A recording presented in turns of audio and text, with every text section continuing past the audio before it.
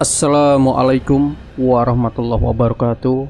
Sobat Misteri Senyum Cekam, semoga kabar Anda hari ini baik dan selalu dalam lindungan Allah Subhanahu wa Ta'ala. Amin, amin ya Robbal Alamin. Jumpa kembali bersama kami, channel yang setiap hari selalu menyuguhkan cerita-cerita misteri menarik.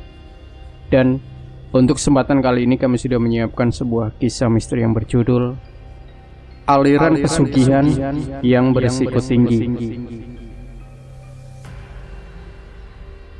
Jika diajak kembali mengenang pengalaman waktu itu, hingga saat ini aku masih seolah masih tidak percaya jika semua itu bisa terjadi kepadaku. Sebuah pengalaman pilu tentang proses penarikan uang gaib, yang awalnya kukira semua itu hanyalah bualan belaka. Ternyata akhirnya aku dibantai habis-habisan oleh makhluk halus. Yang usut punya usut, datang karena perbuatan yang aku lakukan. Masih sangat teringat jelas di kepalaku. Malam itu aku kedatangan seorang tamu yang tidak lain dan tidak bukan. Dia adalah rekanku yang memang sudah lama kami tidak bertemu. Dia datang dengan membawa sebuah kabar, sekaligus cerita tentang sebuah ritual penarikan uang gaib, yang konon katanya bisa menyelamatkan hidupku, yang saat itu bisa dikatakan jauh dari kata mampu. Dan entah apa yang merasukiku. Akhirnya waktu itu pun aku bersedia ikut dengannya untuk pergi ke salah satu tempat yang dianggap sebagai tempat di mana aku bisa mendapatkan semua itu. Kamu yakin semua ini benar-benar bisa, Mat? Ucapku sambil mengarahkan pandanganku ke arah Rahmat yang saat itu fokus menjalankan mobilnya. Aku sih yakin, Li. Ya, apa salahnya kita coba, iya kan? Aku udah gak ada pilihan lagi, Li. Hutangku udah banyak, jawab Rahmat tegas. Aku sebenarnya kurang yakin, Mat, ucapku sambil menyandarkan bahuku ke kursi mobil yang saat itu melaju kencang. Apa yang buat kamu gak yakin? Sahut Rahmat singkat. Narik uang gaib itu gimana ceritanya? Yang namanya uang itu kan ada bentuknya, ada nomor serinya dan segala macamnya. Dan semua uang yang nyetakan ya cuma Bank Indonesia. Kalau kita narik dari dunia lain, nanti gimana bentuknya? Jangan-jangan uang palsu? Atau jangan-jangan semua itu penipuan? Tanyaku. Sebenarnya aku juga kurang yakin, Li. Tapi kata temanku, uang yang kita tarik nanti itu adalah rezeki anak cucu kita. Jadi rezeki yang seharusnya menjadi jatah mereka, kita ambil duluan dengan bantuan setan, terang Rahmat. Emang bisa? Tanyaku. Makanya kita coba. Kalau nggak dicoba, ya mana bisa tahu. Kan nanti kita dengarkan dulu arahan dari orangnya. Sudah, santai saja, jawab Rahmat. Setelah mendengar penuturan Rahmat, akhirnya aku pun diam dengan tidak lagi menanyakan seputar hal yang akan aku lakukan. Dan singkat cerita, akhirnya sekitar pukul 10 malam, aku dan Rahmat pun sampai di sebuah rumah besar pinggir kebun salak yang ada di selatan Pulau Jawa. Sesampainya di rumah tersebut, kami disambut oleh pemilik rumah yang sepertinya sudah tahu tentang kedatangan kami. Karena sejak awal Rahmat memang kulihat sibuk mengotak-atik ponselnya, yang sepertinya dia menghubungi bapak pemilik rumah yang aku datangi ini. Loh, sudah sampai? Saya kira masih nanti. Silakan, ucap bapak-bapak tersebut menyambut kedatangan kami. Iya Pak Burhan, tadi jalannya sepi, jadi cepat deh, ucap Rahmat dengan tidak berhenti melangkahkan kakinya. Sesampainya di dalam rumah Pak Burhan, aku tidak henti-hentinya melirik ke kanan dan ke kiri untuk melihat isi rumah Pak Burhan, yang saat itu memang terlihat banyak sekali dihiasi lukisan dan barang-barang antik.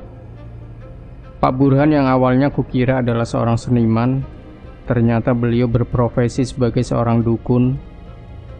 Setelah aku mendengar isi dari percakapan Rahmat, yang ternyata mereka ini sepertinya sudah saling mengenal. Gimana Pak? Ramai?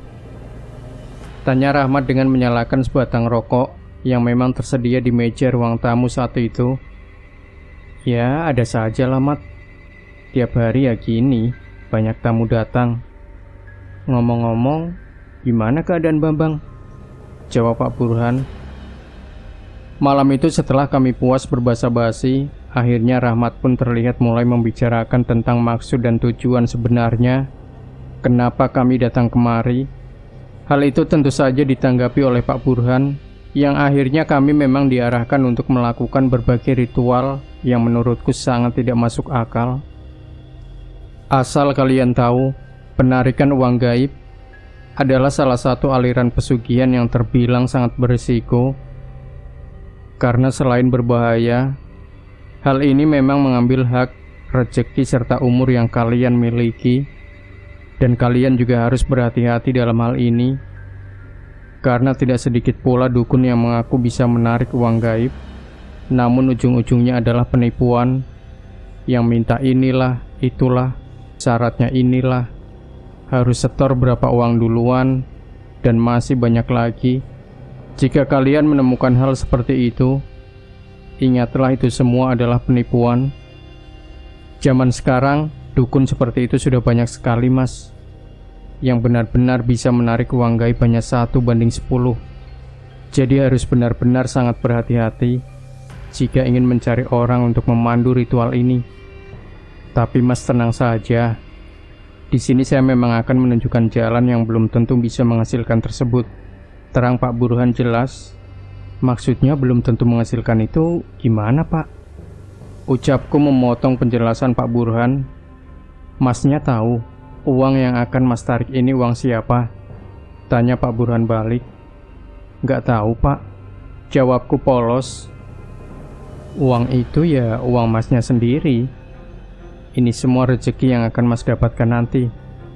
Entah itu rezekinya anak-anak Mas atau cucu-cucu Mas yang akan diberikan oleh Sang Maha Kuasa nanti. Tapi di sini semua itu kita ambil sekarang, imbuh Pak Burhan. Jadi semua itu benar-benar bisa, Pak? Tanyaku. Bisa, tentu saja nanti kita minta bantuan makhluk halus, dan gantinya nanti umur kita akan dikurangi. Bagaimana? Apa Mas benar-benar yakin tentang hal ini? Jawab Pak Burhan. Bentar, Pak. Aku masih belum bisa mengerti, ucapku. Ya, intinya kita jual umur gitu, Loli. Jika kita ditakdirkan berumur 60 tahun, nanti sebelum 60 tahun kita sudah meninggal, saut Rahmat dengan terlihat sangat santai. Hah? Gila kamu? Apa iya, Pak? Jawabku sambil pandanganku kembali kuarahkan ke arah Pak Burhan, yang saat itu tersenyum lembut. Iya, Mas. Untuk hasilnya setiap orang berbeda-beda, tergantung rezeki yang diberikan oleh Sang Maha Kuasa. Terang Pak Burhan. Oh gitu ya, Pak. Ucapku sambil memikirkan kembali semua penjelasan Pak Burhan yang memang sempat menciutkan nyaliku. Masa bodoh, pada akhirnya semua juga bakal mati. Ucap Rahmat tiba-tiba dengan kembali meminum kopi yang ada di depannya. Dan singkat cerita, setelah melakukan obrolan yang sangat panjang, akhirnya aku dan Rahmat pun menyanggupinya dan benar-benar akan melakukan semua arahan yang dikatakan oleh Pak Burhan. Menurut Pak Burhan, ritual tersebut memakan waktu 1 hingga 2 bulan lamanya sebelum akhirnya kami dapat menarik uang gaib tersebut. Step by step harus kami lakukan bertahap hingga nantinya Pak Burhanlah yang memutuskan jika semua ritual kami telah selesai. Dan setelah menyepakati semua itu, akhirnya aku dan Rahmat pun kembali pulang ke rumah dengan membawa serangkaian bahan ritual yang akan kami gunakan ketika di rumah nanti. Dan setelah malam itu, aku dan Rahmat pun melakukan prosesi ritual kami di rumah masing-masing. Dan setiap 3 hari sekali, kami harus kembali pergi ke rumah Pak Burhan untuk melakukan ritual di rumahnya, dan selanjutnya mendengarkan tentang apa yang harus kami lakukan berikutnya. Keadaan seperti itu pun berlangsung hingga beberapa minggu lamanya. Kini rumahku penuh dengan sesajen yang akhirnya membuat keadaan di rumahku semakin lama kurasakan menjadi semakin aneh saja. Di dalam rumahku, Sekarang sering sekali terasa panas, entah dari mana asalnya. Lampu ruangan yang terus-terusan mati, meskipun sudah kuganti, hingga aroma-aroma aneh yang hampir setiap malam tercium, membuat aku saat itu memutuskan untuk berhenti dari semua ritualku. Karena aku mulai sadar, jika yang aku lakukan adalah tindakan yang sangat membahayakan. Hal itu tentu saja dibantah oleh Rahmat, yang akhirnya sempat membuat aku dan dirinya berdebat hebat. "Aku mau berhenti deh, Mat. Aku gak mau lanjutin ritualnya. Aku takut," ucapku. "Ya elah, Li. Tanggung tahu. Kita belum dapat hasil, kamu udah nyerah.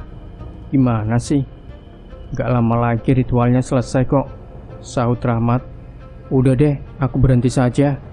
Aku kemarin mimpi ketemu almarhum orang tuaku, dan beliau bilang kalau semua ini berbahaya," tuturku pelan. "Ya udahlah, kalau kamu mau berhenti, terserah. Aku mau lanjut sendiri aja. Terserah kamu dah, Li," ucap Rahmat yang saat itu seketika masuk ke dalam mobilnya dan pergi meninggalkanku. Dan setelah sedikit perdebatanku dengan Rahmat saat itu, akhirnya aku dan Rahmat pun kini sudah tidak lagi bertemu.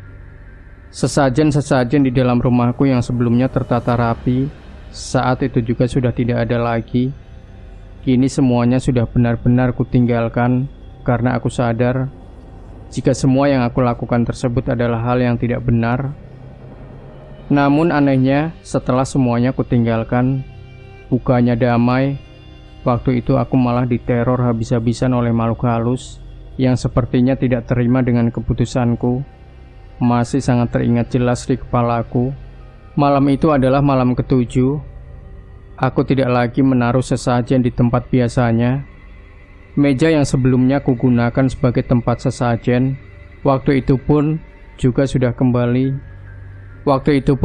kembali kuisi dengan pernak-pernik dan hiasan rumahku yang memang sebelumnya sudah ada di situ. Tapi anehnya, di malam itu aku mendengar dengan sangat jelas jika semua yang ada di atas meja tersebut seolah diacak-acak tidak karuan. Hal itu tentu saja dapat kudengar dari arah kamarku, karena kebetulan meja tersebut memang berada di ruangan tengah rumahku yang berhadapan langsung dengan kamar tidurku. Mendengar hal itu, tentu saja aku seketika bangun dari tidurku dan langsung berlari ke arah mejaku yang saat itu memang terdengar sangat berisik. Namun sayangnya, sesampainya aku di ruangan tengah rumahku, jantungku yang sebelumnya berdetak tenang, saat itu seketika berdetak kencang tidak karuan. Bagaimana tidak, malam itu aku benar-benar melihat semua barang-barangku berantakan tidak karuan. Bahkan tidak hanya di meja tersebut, hampir di setiap sudut ruangan rumahku pun, semua barang-barangku malam itu sudah berceceran tidak karuan. Melihat hal itu, tentu saja aku seketika kembali ke kamarku dan mencoba tidak menghiraukannya dan berpikir jika esok hari saja aku akan membersihkan semuanya. Namun sayangnya, semuanya tidak berhenti di situ saja. Di tengah-tengah aku mencoba untuk tidur. Malam itu aku kembali mendengar suara benda-benda seolah seperti sedang dijatuhkan. Bahkan aku juga mendengar suara barang yang terdengar seperti dibanting dan pecah. Biar. Karena aku takut jika ada barang berhargaku yang ikut pecah. Akhirnya malam itu pun aku seketika bangun dan berlari ke arah sumber suara yang saat itu kudengar berasal dari arah dapur rumahku. "Woi, siapa itu?" teriakku dengan tanganku yang saat itu sambil menekan saklar lampu. Dan ketika lampu sudah menyala, aku pun kembali tidak melihat adanya seseorang yang ada di dalam rumahku. Bahkan saat itu, aku juga melihat ada beberapa piring dan gelas sudah pecah tidak karuan. Ulah siapa sih? Pikirku dalam hati sambil berjalan ke sana kemari untuk memastikan jika tidak ada orang di rumah ini selain aku. Dan singkat cerita, karena aku kembali tidak melihat siapapun, akhirnya aku pun memutuskan untuk tidur di ruangan tengah rumahku dengan keadaan lampu tetap menyala. Mengingat jika aku tinggalkan, aku takut semua barang yang ada di rumahku ikut pecah seperti yang sudah-sudah. Dan akhirnya malam itu pun berlalu begitu saja. Keesokan harinya, semuanya semakin aneh saja. Aku yang sebelumnya tidur di ruangan tengah rumahku, pagi itu tiba-tiba aku bangun sudah berada di lantai depan kamar mandiku. Aku bangun tentu saja dengan keadaan yang linglung, karena aku pun juga ingat kalau semalam aku tidur di ruangan tengah, bukan di lantai depan kamar mandi. Dan tanpa memperdulikan hal itu, aku pun pagi itu bangun dan berjalan pelan ke arah kamar tidurku, dengan badanku yang saat itu tiba-tiba terasa kurang sehat. Pagi itu, aku merasakan seluruh tubuhku menggigil kedinginan, dengan napasku yang terasa sulit untuk dihembuskan. Dan karena aku merasa sedang tidak enak badan, akhirnya aku pun seharian hanya diam di dalam kamar tidur, dengan badanku yang sudah tidak kuat lagi untuk melakukan aktivitas. Dan singkat cerita, malam pun tiba. Malam itu, suhu tubuhku terasa semakin dingin, dengan badanku yang juga sudah terasa semakin meriang tidak karuan. Seluruh tubuhku balut dengan selimut dengan tanganku yang tidak henti-hentinya bergetar perlahan. Dan di saat aku masih merasakan semua kesakitan tersebut, tiba-tiba aku mendengar suara tangisan yang terdengar pelan, seolah berada tidak jauh dari tempat tidurku. Suara tangisan tersebut terdengar jelas merintih-rintih, seperti suara wanita yang sedang bersedih.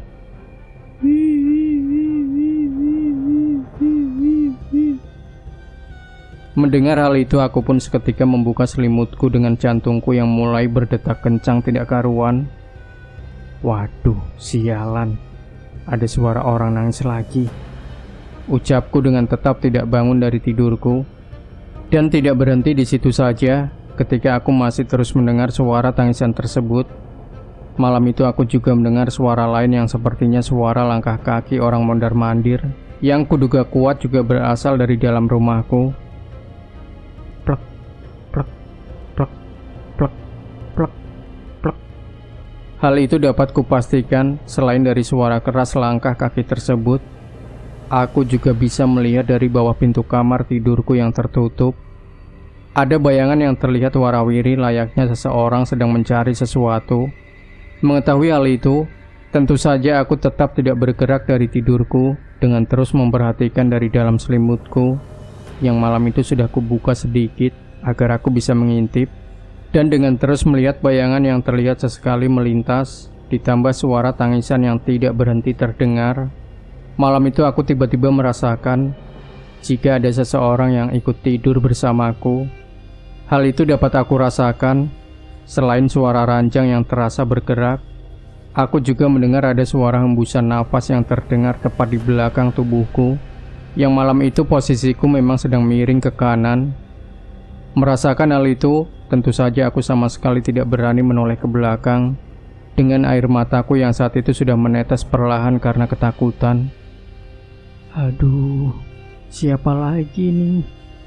Rintihku dengan tanganku yang semakin kuat meremas selimutku.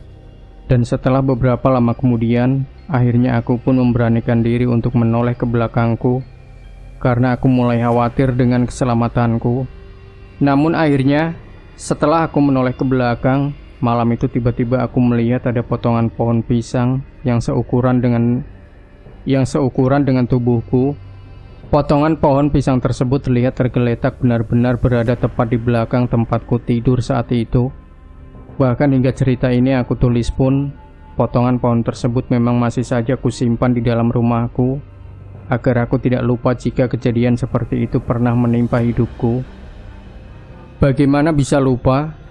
Setelah aku mengetahui jika ada sebuah potongan pohon pisang yang ada di ranjangku, aku pun bangun dari tidurku dan mulai berdoa sebisaku, karena aku mulai yakin jika makhluk halus yang menggangguku tersebut sepertinya tidak hanya ingin mengganggu, namun lebih ke arah ingin melukaiku.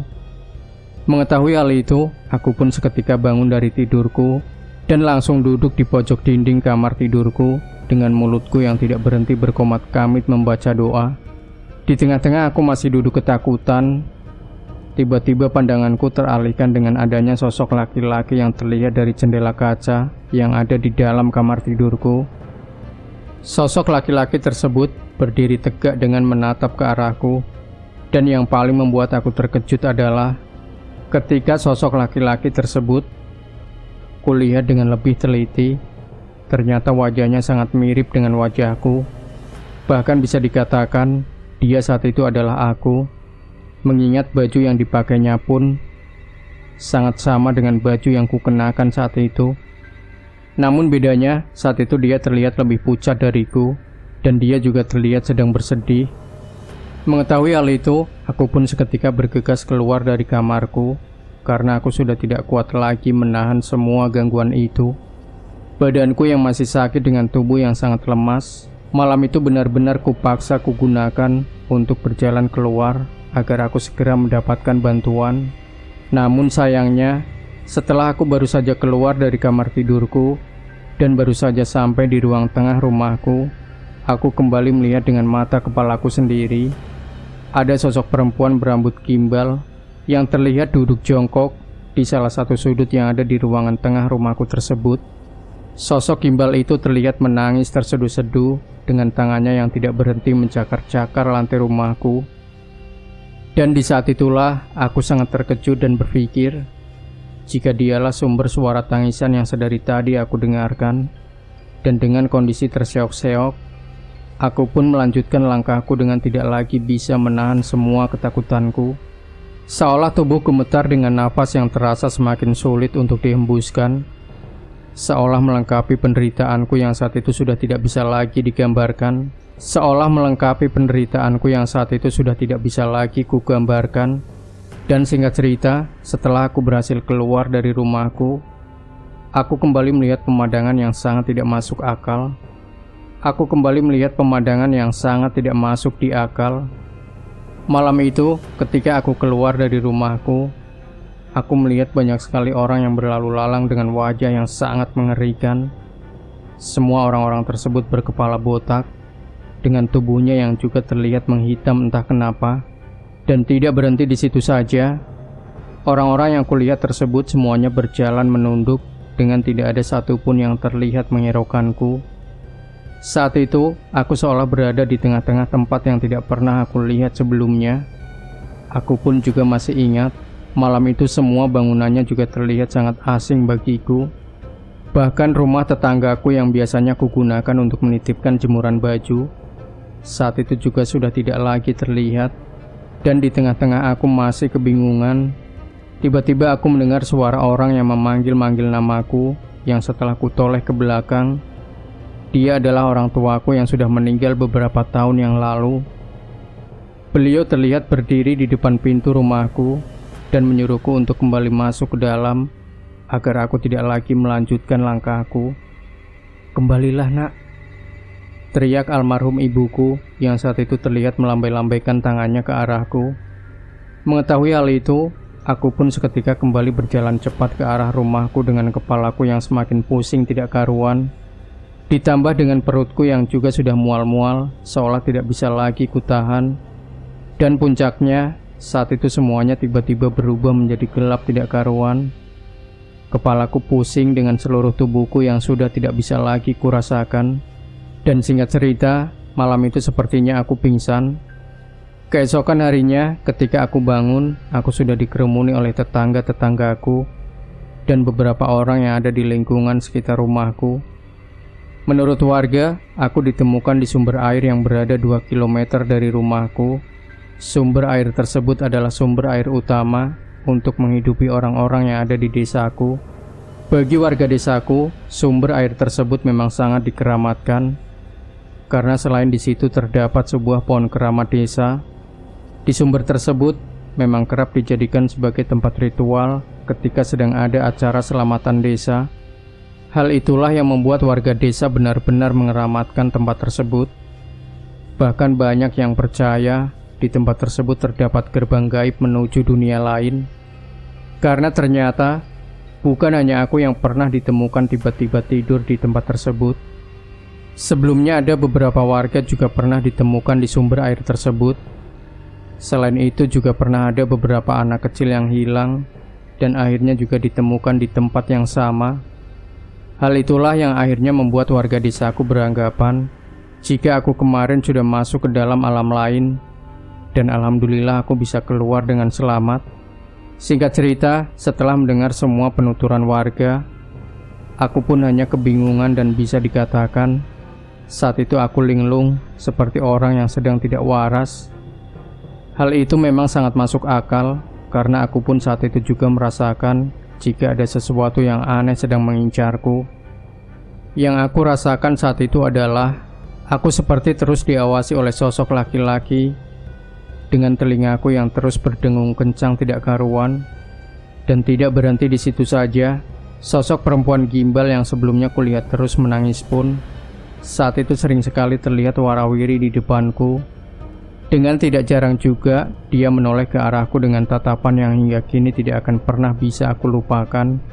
Hal itu tentu saja membuat aku seketika menjerit ketakutan dengan tubuhku yang kembali gemetar tidak karuan.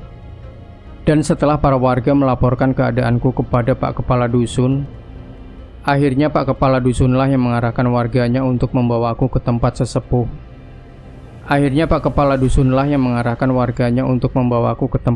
Desa karena mereka menganggap jika aku saat itu masih diikuti oleh makhluk halus. Dan singkat cerita, setelah menjalani berbagai terapi dari pihak sesepuh desa, akhirnya aku pun perlahan mulai membaik. Kini aku sudah tidak lagi mendengar, melihat dan mencium hal-hal aneh yang sebelumnya selalu menggangguku. Semuanya sudah kembali normal. Semuanya sudah kembali normal. Dan sekarang aku tinggal bersama saudaraku, karena aku yang sudah tidak berani lagi tinggal seorang diri. Dan Rahmat, setelah beberapa lama aku tidak mendengar kabar tentangnya, tiba-tiba aku mendengar cerita jika dia sudah meninggal karena serangan jantung yang dideritanya. Dan anehnya, menurut tetangganya, sebelum dia meninggal, malam harinya tetangganya mendengar dan melihat adanya kereta kuda lengkap dengan rambutnya sedang berhenti di depan rumahnya. Hal itu tentu saja membuat tetangga Rahmat curiga. Kok ada kereta kuda malam-malam berhenti di depan rumah Rahmat dengan tidak ada satupun orang yang terlihat. Dan keesokan harinya, akhirnya Rahmat pun ditemukan meninggal dunia di dalam kamar tidurnya.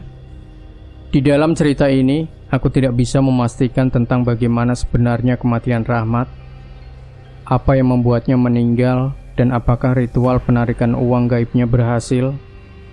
Sampai cerita ini kutulis pun, aku tidak berhasil mengetahuinya.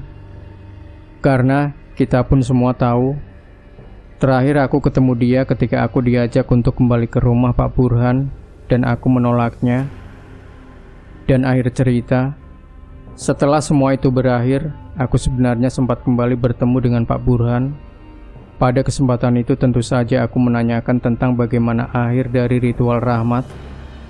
Dan anehnya, Pak Burhan saat itu seolah tidak mengakui tentang apa yang sudah aku dan Rahmat lakukan. Pak Burhan terus bersikukuh tidak mengenalku dan mengaku tidak pernah bertemu denganku sebelumnya.